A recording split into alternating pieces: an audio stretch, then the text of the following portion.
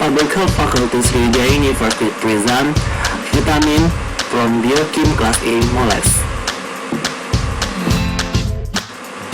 Created by kelompok vitamin anggota Aski Amelia, Devitria Sari Firdaus, Rizky Maya, M. Fajri, M. Tohariansa, M. Zaini, Tania, dan Rabia.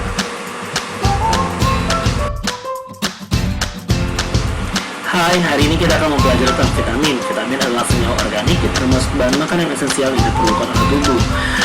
Vitamin berfungsi dalam pembentukan jaringan baru dan juga membantu proses metabolisme.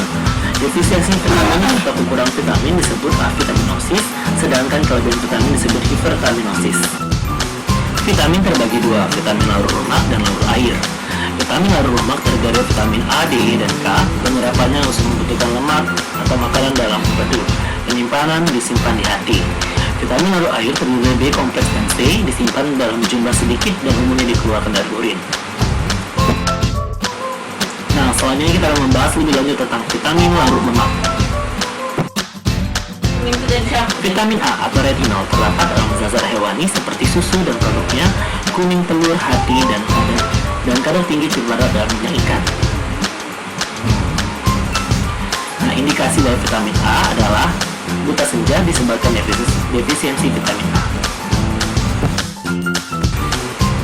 Selanjutnya vitamin D. Vitamin D berperan dalam hematosis kalsium. Meskipun tidak dinamakan vitamin, sebetulnya memiliki karakteristik suatu hormon yang bersama hormon paratroid mengatur kadar CA2+ plasma.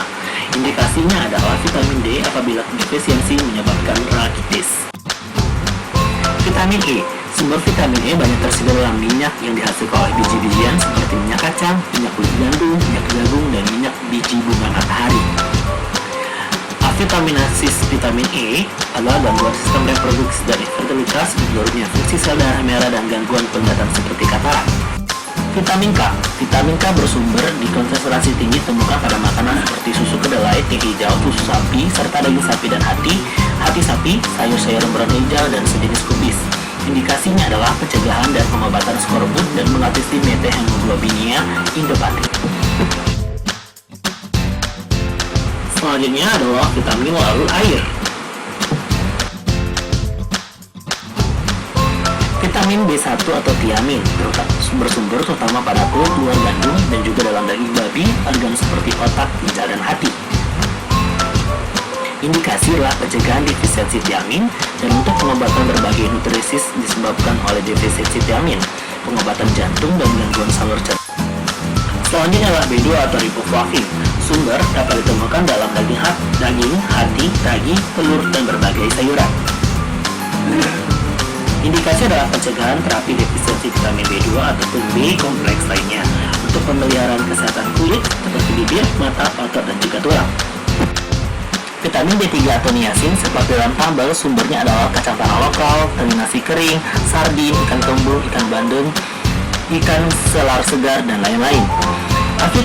Avitaminosis niacin adalah kekurangan vitamin B3 cukup atau banyak berakibat penyakit allegra dan juga bisa gangguan mental, gelisah, dan lain-lain. Vitamin B5 asam patoneat bersumber di hati sapi, hati ayam, ginjal sapi, ayam, daging sapi, kuning telur, ikan lammu, ikan eger kuning, dan ganggang laut. Avitaminosis asam patoneat adalah tubuh dalam mengalami kelelahan, timbul jerawat, kejang perut, pertumbuhan terhambat, dan juga rambut cepat beruban.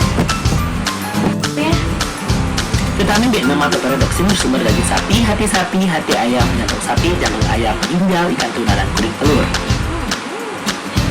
Avitaminosis perodoksin menyebabkan penyerapan sari makanan terhambat pada bayi, menyebabkan jenjang anemia, pada orang dewasa menyebabkan dermatitis, kerusakan saraf, dan juga kebingungan. Vitamin B7 atau biotin bersumber utama pada daging, kuning telur, dan pisang. Selain itu dapat diperoleh dari tanaman kacang-kacangan, ragi, dan gandum. Vitamin B9 atau asam folat bersumber pada selada, bayam, asparagus, semangka, dan lain-lain. Sedangkan vitamin B12 atau kobalamin bersumber pada ikan, telur, hati sapi, dan lain-lain. Vitamin C bersumber pada jambu klutuk, jambu batu, jeruk, tomat, nanas, sayur segar, dan lain sebagainya. Penyakit yang ditimbulkan akibat kekurangan vitamin C adalah mudah infeksi pada luka, gusi berdarah, rasa nyeri pada persendian, dan lain-lain. Itulah presentasi dari kami mengenai vitamin. Terima kasih. Wassalamualaikum warahmatullahi wabarakatuh. created using Powtoon.